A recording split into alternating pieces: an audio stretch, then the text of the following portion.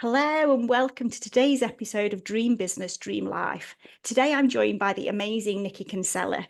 Niki is an intuitive, spiritual and business coach for women. She combines spirituality, mindset work and business coaching to empower female entrepreneurs to overcome their limiting beliefs and emotional blocks to do the things they want to do without giving a hoot what other people think. She's an amazing human. I'm delighted to be chatting with her today. So hello, Niki. It is great to have you here. Oh, thanks for having me. That sounds dead good, that doesn't it? It's like, who's she talking about? Pretty impressive, isn't it, when somebody else says what you do? Pretty impressive. Oh, no. That's you. And there is so much more for you to share with us. So let's dive straight in and take us back. Tell us your growth story. Okay. Are you sitting comfortably? I'm sitting. The answer's supposed to be no, isn't it? There, I'm not sitting comfortably, but I am. Depends who you're talking to, doesn't it? Yeah. So I'll go back right to the beginning because there's been a few bumpy parts to my life, and it'll explain why there's things have happened the way they have. So I was born into a narcissistic environment. Me nan split my mum and dad up and then shamed my mum for being a single parent. So I was born into sort of walking on eggshells. So that was like my norm from being a tiny little human. Fast forward to going to school, the bullies picked up on this and I was bullied the whole way through my primary school by this one girl. It's not a sob story, it does get better. High school was okay. My mum and dad divorced. My mum went out with someone who was really abusive on all levels. And that affected us all quite a lot because she wasn't there for us as we were growing up because she was just trying to stay safe. So, you know, when you look back and you reflect on the things and you think, oh my God, that was really bad. But you look at what your parents were actually going through at the time and, you know, you can sort of not justify the behavior, but you're like, oh my God, that's totally why she was behaving the way she was, because she was just trying to cope in her own way. So when I was 19, I met my very own narcissist and married him when I was 21. Got love bombed to death, bought all sorts, told was the best thing since sliced bread, and then got, well, you know how it is, you get whatever you're saying is stupid and don't sing, you can't sing, and often we'd be out sort of like with friends and he'd be like, we're going, and we're just going, and I'd be like, well, why are we going? You know what you've done. You know what you've done. And I honestly didn't know what I'd done. And for days he wouldn't speak to me. But that was a behaviour that me nan used to do when I was little. If I was naughty, she'd ignore me. So this has been like a bit of a trigger throughout my life. And I'm glad I can see it now. But it really, if someone didn't reply to something or they ignored me, it would really like kick off my anxiety. So that carried on for quite a few years. When I was 25, I managed to escape and met like the love of my life. Came into the bank, asked for a loan, ended up with a little bit more, but he was just someone that was interested in me. He liked me. It just made me feel really safe, and he was smiley and happy. And there was just so many. I could bore you with the other details, but for anyone that's been in a narcissistic relationship, you know that you don't know what to say because it's not safe to speak, and it doesn't matter what you do, it's not right, and everything's always your fault, and you just sort of sit in fear waiting to see what mood they come home in. And that completely shifted. So met Mikey when I was 25, escaped, but I was told at this time that I couldn't have children. I've been trying for 4 years to have children, and very unexpectedly one came along and it was the thing that I wanted the most in the world. But it was still really difficult because there was a lot of people pleasing tendencies still happening. I'd carried on behaving the way that I was behaving with my ex, so just doing everything. I'll do that, I'll do this, I'll do that. And of course he was like, this is fucking brilliant, you know, I'll just like let her do whatever, I'll let her do everything because she's obviously superwoman. But I wasn't. Inside I was really struggling.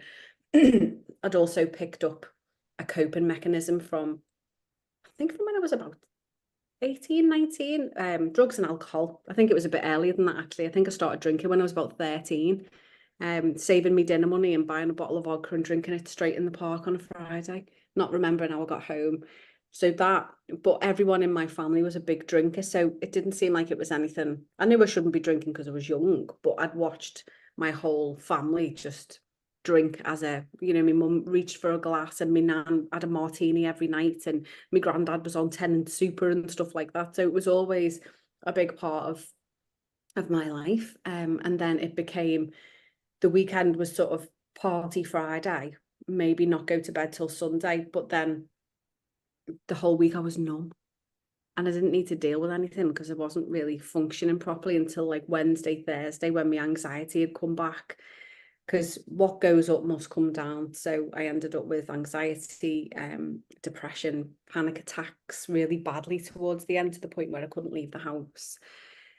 And then I'd always really been into spirituality and like self-help and self-development and, you know, energy healing and crystals, but I was told I was a weirdo. So in my first marriage, any book that I tried to pick up to do any sort of self-development, what are you doing that for? Put that in the bin, that's a load of shit. So when I was allowed to sort of delve back into that, it felt like, I don't know if you've ever done anything and it feels like a memory, but you've never done it before. Have you ever had that when you've just like started? that deja vu moment. Yeah. You're Yeah. like, oh God, I know this. So like when I very first started Reiki, I thought it was absolutely bonkers what she was saying. So I did my Reiki training when I was 33, I think. And she was like, we're all energy and everything's connected. And I was like, what the fuck is she talking about? Like, but I went home and I did my homework and I started putting my hands on myself, and I could feel a difference and I could feel a shift. And then I started having regular Reiki, and that was helping me to bring things to the surface and let things out. And there was fucking loads. But over time, it started to make me feel better. And then I became attuned in Reiki so that I could help other people with the way that it was helping me. So that was the first sort of starting point for me of like a different coping mechanism. I knew I couldn't carry on anymore. I wasn't happy, and I knew what it was that was making me ill, and it was the drugs and the alcohol, but that was my coping mechanism. So I needed to find a different one. So Reiki found me at the school gate, bumped into an old friend, found her on Facebook, and she was doing Reiki attunements, and that was how the journey started. But I can remember doing it and putting my hands on this lady, and my Reiki's just come on as I'm talking. And I was like, oh my God, like I've done this before. And I got goose pimples and all my hair was standing up. And I was just like, oh. And I fell in love with it. And because from then, everything that I trained in or did, like I became a meditation coach, I became a yoga teacher, I did shamanic healing, all the things that have helped me, I've trained in to help other people, because I think we always need to go first, don't we? So we can sort of share from that space. And I know now that the more shit we've been through, everything happens for a reason, so that we can be more compassionate as we do heal, or when we start to heal. And we're always a work in progress. But so I started with my Reiki, started to do yoga because my Reiki teacher was doing yoga, and I was like, well, I'll have a go with that. Yoga got me sober. It stopped me panic attacks. I was able, just one day I went to the cupboard and my tablets fell out, and I was like, oh shit. And I hadn't taken them for 9 days, and I hadn't even noticed, because the breathing and the not concentrating on anything but the way my body was moving and how I was feeling, and then doing Reiki on myself, all of that was just helping me to feel safer in myself and ground myself and start to realize that like I mattered as much as everybody else. And it's really hard when you start to unblock your throat chakra when it's been blocked your whole life, because people are like, who the fuck do you think you are? And why are you saying all these things now? And you're like, I don't like that. And they're like, what do you mean you don't like that? You've always made a brekkie on a Sunday morning. Why is it my turn? Just little things. But so started on my Reiki and yoga journey, and then my biological dad got really sick. It was bizarre actually how it happened. He rode motorbikes, and he got a little cut on his leg that ulcerated, and then it went into his liver. His liver failed. He had to have a transplant, and then he ended up with an autoimmune disease that was just shutting parts of his body down. So over a period of 9 months, he'd gone from being this like really excuse me, life and soul of the party sort of, I think he was a sound engineer going around all musical festivals in Germany where he lived, to being this little frail, like all his hair had fell out, and his eyes had gone from like this really rich chocolate shiny brown to grey. He was hooked up to all these machines. He had a colostomy bag, he had a tracheotomy, and he was just, but he was so happy to see me when I went over to see him. I went like the week before he passed away. And the doctors were like, I don't know how he's here. Do not know how he's here. But I think he'd waited for me to go over and see him to say goodbye. And that was just really lovely. We were talking about how when he got out, when he was better, he'd eat steak because he couldn't eat. Yeah. And he was like, what would you eat? And he was like, mushrooms with steak and pepper sauce. And and we were laughing, saying how, because his legs didn't work, like we'd have to put him in a backpack and carry him up the stairs like Yoda because he lived on the top flat. So just really, gorgeous conversations. And then the week after, I got a phone call to say he passed away. And I don't know if you've ever lost anybody like close to you like that, but it's such a weird feeling when one of your parents goes. It's like a cord's been cut and there's like part of you just flapping around in the ether and you're like, oh. So I didn't realize how much that would affect me, but it shoved a rocket up my arse. It was the start of me going, oh my God, he was only 57. And I was like, I really need to get me shit together. And I can remember coming home and saying to my mum, don't you be bloody going anywhere. And she's like, I'm not going anywhere. I'm going the Maldives and I'm going this and blah, blah. And then 6 months later, I was leaving the house with Daisy. She was only about 3, I think. And my mum screeched up in the car, and my mum was like the most careful driver in the world. She had this little black Corsa, and I was like, who's that in our bed? And it was my mum. And she got out, excuse me, and she sat on the wall and she just put her head in her hands and started crying. And I was like, what's the matter? And she couldn't speak. And I was like, who's died? Like, what? I couldn't figure out what was going on. And she'd had this pain in her shoulder and this cough for months. And she'd been going back to the doctors and they'd been saying to her, oh, you've pulled your shoulder working, because she was a waitress. And, oh, you've got a nasal drip, when she was waking up with water in her mouth. Yeah. And it turns out she had all these holes in her left lung, like really big. And they were sending her for all these tests, like urgent tests. She'd been referred to the cancer clinic. And so fast forward 2 months, all these tests, some came back, we had to go again, and it was all a big hoo-ha. And just the whole waiting for a diagnosis is like the worst thing in the world, isn't it? Every day is like a year long. And the day we were going for our results, I was like, right, put me lucky top on with all my flowers on. And I was like, come on, mum, we all had crystals. And when we got in the room, the Macmillan nurse was sat there. And my mum just looked at me. And I was like, it's okay, it's okay. And she sat down and the oncologist was like, hi, I'm really sorry. It's stage 4 terminal cancer and it's this. And I was just like, and I could see my mum looking at me. Sorry. No, you're making me go. I'm going to say you're a blob, aren't we? With hair. I heard your story for the first time. It was Be Inspired when you did back in September 2021. You got me then, you've got me again. You can just see her little face, like she had big brown eyes and she was just like looking at me. And I was trying to listen to what the oncologist said, but she sounded like, the teacher of Charlie Brown. Yeah. Just couldn't. So we left and my mum just was like in pure shock, didn't say a word or anything. I got given all the leaflets. We went out and we found like this corridor and we just hugged and cried for about 10 minutes. And there was people walking past and it was just me and her. And I was like, listen, terminal doesn't mean the end. People live with terminal cancer for like years and years and years and years. But my mum had heard the word terminal cancer and her mindset she just went into pure despair, fear. We were looking into all different alternatives for her. And she had immunotherapy first and that worked. For 6 months, it was shrinking. The side effects were quite icky off that, and then it stopped working and it was growing. And my mum's husband lived in Egypt at the time, and because of different circumstances we were able to bring him over, so we fundraised and we got enough money to pay for his visa and he came over.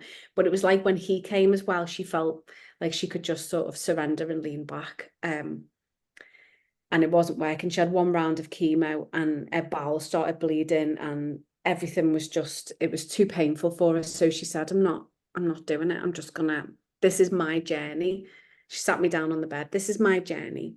I'm not having any more treatment. I'm just going to let it take course. And I was like, no, And she was like, no, it's honestly, and she'd really like come to terms with, I'm not doing that. I'll just let it sort of happen. And she was like, passes me jewelry box. And I was like, why? She's like, because I want you to pick your own jewelry. It's like, fuck off. I was like, I'm not doing it. She was like, no, please. She said, I want to be the one to give you what you want. I don't want it to be passed to you when I'm gone. She's like, so she fucking made me sit there whinging my face off, picking all my favorite bits of her jewelry, which was really beautiful. And it's one of those moments that I'll remember forever. But she showed me how to be brave. And I've got surrender tattooed on my wrist because she really just leant back and was like, it's okay. And you know, through she ended her life with such grace because she was just like loved every day. Have you seen that beautiful flower out my window? And I can remember when she'd been really poorly and the hospital were trying to give her a colonoscopy, and I was like, she's on chemo. She doesn't need a colonoscopy. So we got them, the Macmillan nurses, and they managed to get us a space in the hospice. And I can remember her going in a little woolly hat, going to the hospice, and she was grey because she'd not been able to eat or anything. When we got to the hospice, they give her an infusion of fluids and something else, and she sat in the bed and they give her a piece of cake and some quiche, and she was fucking buzzing. She was like, I want to die here. I was like, what did you just say? But she was honestly so at peace with everything. She was like, no, I'm gonna, and she did. She came out for a little bit and it was just too much, that she needed 24-hour care. In the end, she was on 2 syringe drivers, and obviously, you know, end of life, it was just unbearable. But she was where she wanted to be. She was taken the best care of. But I can remember going in the day she passed away, just looking at her and thinking, how the fuck has that happened? Like, she didn't get to go to the Maldives. She didn't get to get this new BMW she wanted. She was 61. And it was like there was nothing else in the world except just me and this moment going, fucking hell, who's going to help me now? You know, who am I going to go to if I need something? And I was like, right. And I sort of like dusted myself off and I was like, it's going to be me. Like, I've got to, if I need to do anything or make any changes, I've got to do it. And I was like, but I'm going to take everybody with me. So my journey started with like helping other people through grief as well. I did yoga for cancer, so I started doing yoga for people who had cancer and helping their families. And then it just, when lockdown happened, that was really when I had to surrender, because I'd have my own little studio and I was doing yoga and meditation and Reiki, and it was all gorgeous and fully booked. And then lockdown sort of shoved me into the online world, but I felt so trapped, and I couldn't do this and I couldn't do that, and I was like, hang on a minute, I need to take back the power. What can I do? And I can remember it like clear as day, sitting in the garden in the sun, crying just on my own in the garden with me face away from the window so no one would come and bother me, because I just wanted to cry. And I just felt like my mum had gone, you know, my business had gone, and I was just fucking, what can I do? And then I was like, this little voice was like, what can you do? And I was like, what can I do? And I was like, right. And then the online journey just started from there, and I started sharing the things that I loved that had helped me to feel more connected and understand my energy more and have the tools to manage the stress and the anxiety and just love yourself more, because my mum always used to say, there's only one you, and I'd be like, whatever. But everything that she used to say to me all started flooding back. You know, you're exactly where you're supposed to be. Things happen for a reason. There's only one you. And it's just that empowerment of like, I know what it's like to feel trapped, lost, alone, scared, all of the things. And I want to help other women to realize that they're fucking amazing. And there's only one them, and whatever they want to do, they can in whatever way they want. But they need to look at what is their version of happiness and is their version of success, because it's so noisy in the online space. And, you know, everyone's version of this has to be and gets to be different, but it's about connecting and going inwards first. And that's where the feminine energy guide came from, because I didn't have any. I was always pushing. She used to say to me, will you sit down for a minute? You're like a blue horse fly.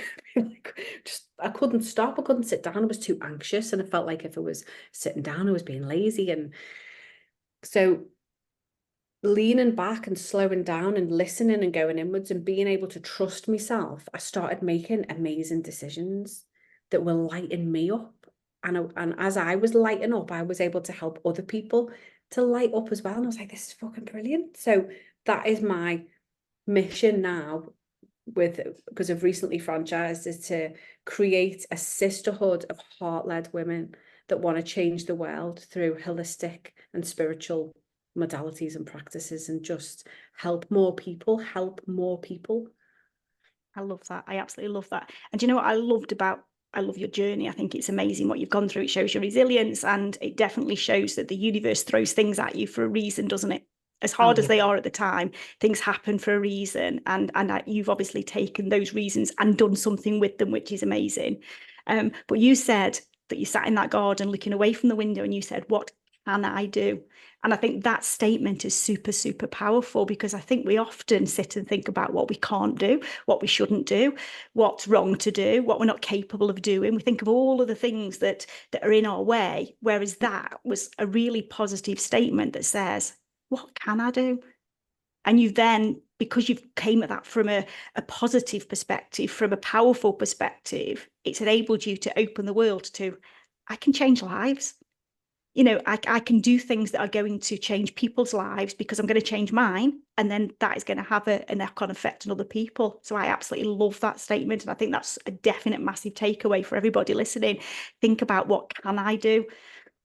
And I think the other thing that I would love to talk about more, because we are so aligned with this, is around, your version of success. Because as you know, that's exactly what I talk about. I do it from a completely different perspective than you do it, Niki. But we both come at that angle of, you have to know what you want first. You have to know what success looks like for you to enable you to go and, find that success. And I think you said something right early on, and I couldn't tell your exact words because, hey, my menopausal brain doesn't work that way. But you said something along the lines of, I always talk about it being a journey, and it's about enjoying the steps that you're taking to get you there as well, isn't it? Rather than just focusing on this end game. So yeah. So tell us a little bit more about this though. So I mean, there's so many points in your journey, isn't there, where you could say that was your turning point. You know, when Mikey, is that right? Is that his name? Yeah. When he walked into that into the bank, that was point one, wasn't it, where your life started to change because you suddenly saw something in you. He saw something in you that you didn't see, and brought that out of you somehow. So that was obviously one point. You know, you've had other points in terms of, you're losing your dad. I mean, what a beautiful moment, those last moments with your dad, that beautiful story to share, but that has helped you to learn so much. And then with your mum, I think that was probably, they say the cherry on the top. That's completely the wrong word to use, but it was the cherry on the top in the sense that when you lose somebody so close to you, and as you know, I know this personally, it really does make you reflect on life. And I think as much as sometimes we say that, we're doing what we want to do, we're doing it the way we want to do it, I think you realize that sometimes the small things are the things that matter. Those teeny little things, the memories that you're making along the way, how much you're enjoying your life, the impact you're having on other people. And as you said, bringing other people with you. But losing somebody really opens your eyes to something completely different, doesn't it? Oh God, yeah. It makes you appreciate, sorry. No. Sorry. It really makes you look for every little glimmer in every day, because, and again, what is success? Like, everyone is here because they want to be happy. Like, you say to anyone, what do you want? Like, I want to be happy. So, health, wealth, and happiness, they're sort of like the three things, aren't they? But if we can't appreciate the little things, I'm a big believer in like the law of attraction and energy and everything. And if we can't appreciate the little things, like I'm sitting looking at some beautiful flowers that someone bought me for my birthday, and one of them's sticking right out at the top, and it's a big purple one, and it's beautiful. And that makes me go, oh, I love that flower. you know, and like I've just had some gorgeous breakfast, and then I thought, fuck it, I'm gonna have some ginger nut biscuits with my cup of tea. So I've just had like a pudding after my breakfast because I I wanted know. something. And that's made me happy as well. And it's like looking around at everything you've got instead of everything you haven't got. And it's just those little reframes. But what I love helping people to do is catching themselves when they're in that moment, because people don't know it. Their inner voice, their inner bitch is normally so loud and so big. She rules the show. So when you can catch yourself sort of chatting shit to yourself, or like, you're not good enough, you're fat, you're ugly, what I haven't got, like energy attracts like energy. You're just going to attract more shit. You're going to feel worse. Bad things are going to sort of be magnetized to you almost. But if you start shifting and looking for the good things and the little moments of gratitude, like I can see about 100 things just looking that way I can be grateful for. And I was listening to something that Joe Dispenza was saying about gratitude and how it actually affects us on an internal physical level, because we create new neural pathways, or there was a bit more to it than that, but we create our own immune system as well. By being grateful, our body gives off positive little, all our cells jump up and down and they're like, yay. So they work harder, because overproduction of cortisol, which is the stress hormone, actually shuts our cells down. So when we're sad or depressed, or this is why we get sick all the time, because our cells are like, this, I'm not playing. Yeah. Yeah. For me, I had never practiced gratitude. I'd never done any of that type of stuff until it would have been in 2021 when I first walked away from my other business. I sat there and I thought, what do I do now? You know, I hated that. Don't want that life. I was in that exact moment. My inner bitch was a proper bitch. You know, she was telling me I was incapable, I was rubbish. All I did was make mistakes. I was bad with money. I was this. I was all the bad things. There was zero anything about me that was a positive thing back in 2021. So I sat there and I thought, what can I do? What can I do? And I started doing a bit of research, as you do. I think I Googled, how do I get happy? You know, all these silly things that you Google, because you think, well, Google will tell me. Google tells me everything. And anyway, in the research, I came across practice gratitude. And I thought, okay, this sounds really stupid, but I'll give it a go. So then I Googled, how do you practice gratitude? I was literally Googling anything, journal. What questions do I ask myself when I'm journaling? And it took me a long time to actually be able to sit there and look around me and be able to say 3 things. That's what I said to myself, say 3 things that I've been grateful for today. And it took me a long time to actually be able to find anything. And part of that problem was because I was looking for big things. I was looking for something that smacked me in the face and said, wow, you lucky bugger, you know, that is so good that you've just had that. But eventually I started to write little things down, you know, like this cute little old man, you know, smiled at me as I was walking down the street, and it really made me smile because he just looked really cute. And I thought, I want to be like that when I'm old. You know, little things like that started to come on to this, you know, gratitude journal that I did every day. And I stuck at it, even though it was bloody hard work at the beginning. And I stuck at it and stuck at it. And eventually that to me is the thing that changed or started to change my mindset in terms of who I am and what I'm capable of, and the fact that, you know, life can be okay and life can be good and life can be bloody amazing. But it was a real journey. And then I stopped. And the minute I stopped again, now I look back, I couldn't see it at the time, is the minute that I started to go back into everything's pants, you know, nothing's good. And don't get me wrong, I stopped when Becky got poorly, because suddenly, you know, life's telling me there's nothing to be grateful for.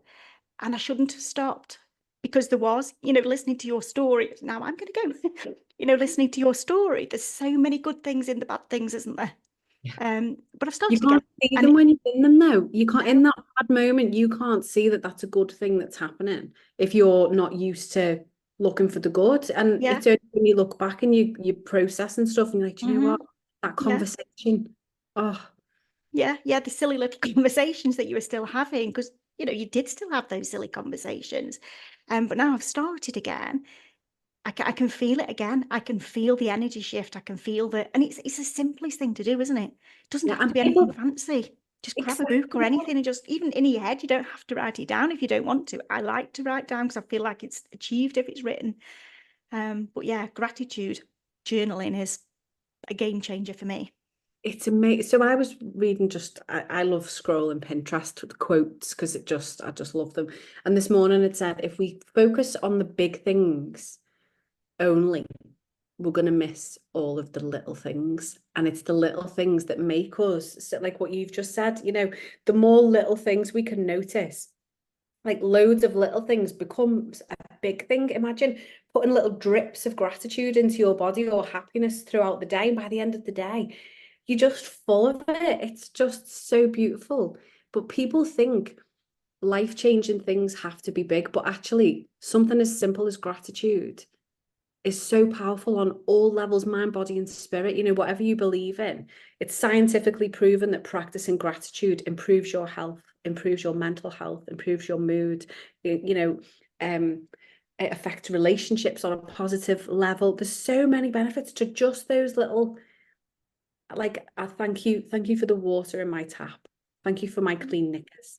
Thank you for the food in my fridge. Thank you for this pen because I just wrote a note down that I would have forgot. Thank you for my glasses so I can see. You can go on. And the more, so I don't know if you know this, if you focus on something for 17 seconds, I think Esther Hicks talks a bit about this, but you can have a shift in energy and then you start magnetizing more things in. So by focusing on something, so if you're focusing on gratitude, it actually has a physical shift in your energy, and you start bringing more and more things in. And there's a little part of your brain called the RAS, the reticular activation system. So if you're saying, it will basically support anything that you think. So if you're thinking about all the bad things that happens to you, it's like, hang on, and it'll go through the files and it'll be like, here's a bad thing and here's a bad thing, and it'll pick more bad things out, and it's like shoving all the bad things out. Yeah.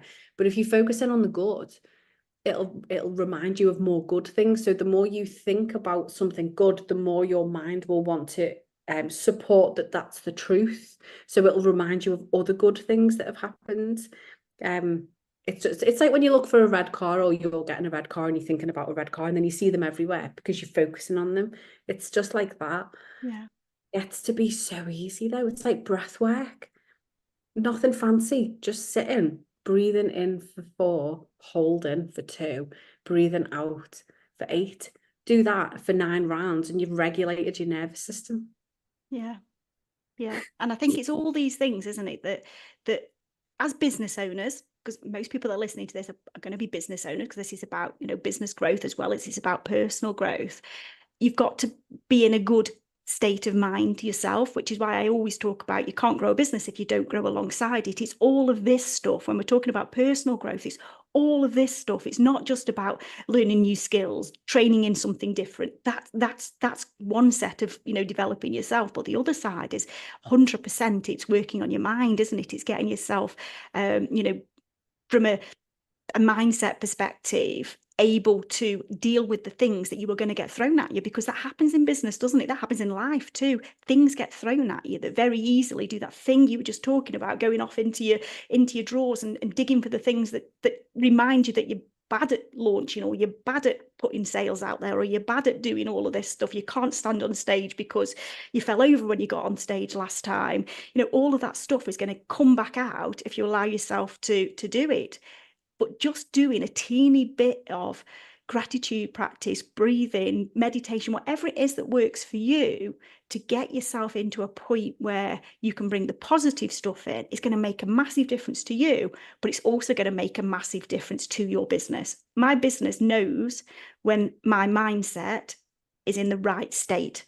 The minute that things start to go a little bit, diddly with business, which they do, the first thing I always come back to is me.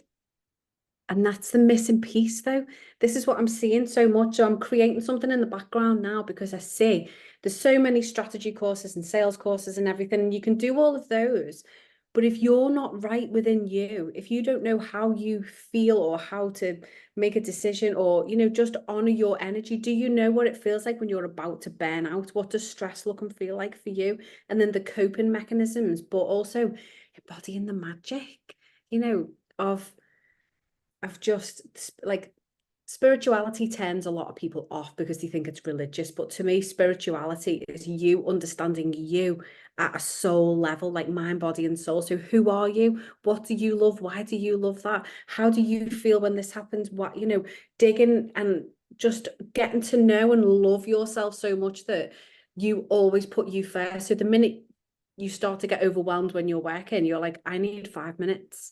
You get up, you go for a walk, you make yourself a cup of tea, put a song on, you have a little bop. You might need to hug yourself or do a meditation or cry. There's so many different things you can choose from, but those little teeny tools, if you do one of them every hour, you're going to be able to stay in that space. You're going to be able to work harder and longer, and you're going to have more creative downloads because you're connected to your soul and what you love, and you're going to find your own voice more rather than being like a cookie cutter of everybody else, because these are the ways that you've been shown. And I'm not poo-pooing it. We need that. We need the masculine foundations in our business of the how, but we also need the feminine creativity to be unique and to be like embody who you are. Yeah, So absolutely. And I'm a business strategist, and I could not agree more. I'm a strange business strategist, possibly because I talk about the fluffy stuff more than I talk about the strategy. And because I honestly believe that is one of the key foundations of business growth. Absolutely is. Absolutely is. Love that.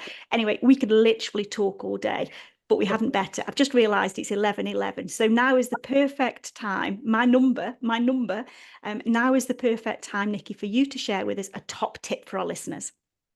Oh God, trust yourself. Always listen to that first initial nudge, whether it's a yes or a no. And sometimes we'll ignore it because it's not the answer that we want it to be. But how many times have you had the feeling, ignored it, and then gone, fucking hell, I knew that. I should have listened. Like, our energy does not lie. So if I could give anybody one piece of advice, it's trust that initial gut feeling that you get when you're making decisions, because your energy speaks first. Your subconscious always speaks first. Love that. So if any of our listeners want to learn more about what you do, where's the best place for them to connect with you?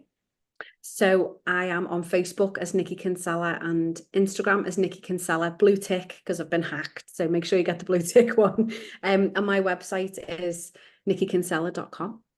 And my book is on Amazon, The Feminine Energy Guide, if you want to have a little nosy at that. And my new book's coming out on the 13th of September. Oh, fabulous. Exciting, exciting. All of the links and everything will be shared in the show notes anyway. But thank you so much for joining me. It has been so, so lovely chatting with you. I just love you. Thank you. Oh, I love you too. Right. So thank you everybody else for listening. We will see you next time.